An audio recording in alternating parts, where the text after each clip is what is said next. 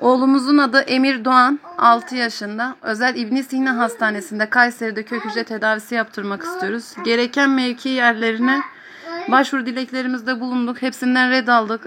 Eşimiz sigortası var. Benim de bakım aylığı aldığım için bize yardım edemiyorlar. Bu tedaviyle oğlum çok iyi durumlara geleceğine inandığımız için biz bu tedavi yaptırmak istiyoruz. Oğlumuz günden güne ağırlaşıyor. Skolyozu var, serebral palsi hastası, epilepsisi var, sürekli nöbet geçiriyor. Bu tedaviyle kaybedecek hiçbir şeyimiz yok. En kötü ihtimal hocanın bize dediği